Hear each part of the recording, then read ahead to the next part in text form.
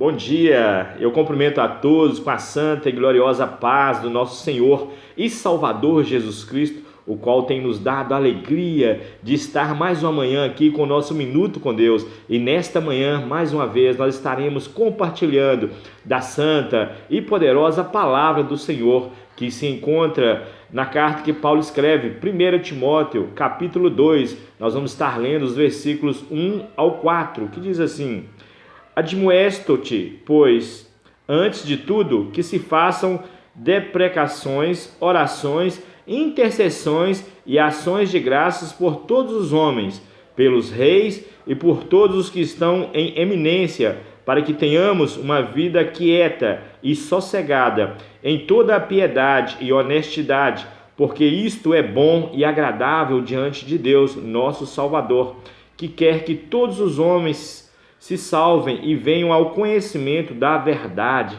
Nós vemos aqui essa instrução de Paulo a Timóteo, a qual representava ali a igreja.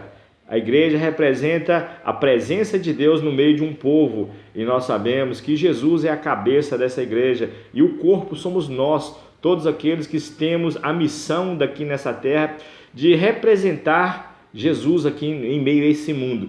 E Paulo adverte a Timóteo que nós, seres humanos, principalmente a igreja, principalmente um papel que cabe à igreja de interceder.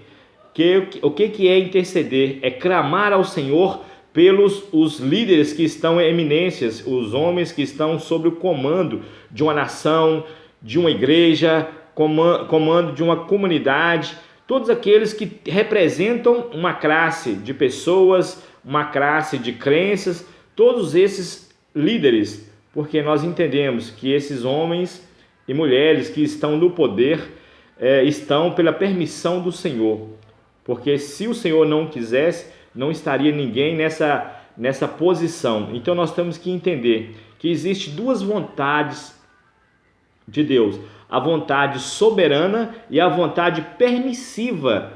Aqueles que andam em conformidade com a palavra, buscando sempre do Senhor uma direção, ele anda segundo a vontade soberana de Deus, porque ele não quer o que ele almeja, mas o que Deus almeja para a vida dele. Mas aqueles que andam segundo a sua vontade, segundo o seu querer, pode sim haver a vontade permissiva. O Senhor permite, mas não é o que o Senhor tem. Ele permite porque ele é soberano, porque ele é misericordioso. Permite, né? Mas não é a ideal. Então nós temos que discernir que nós, enquanto igreja, nós temos que orar por essas pessoas, clamar, interceder pelas nossas lideranças, para que nós venhamos ter um governo bom, um governo saudável, um governo alegre, né? E o principal papel, a principal exortação aqui de Paulo é que a vontade do Senhor é que todos se salvem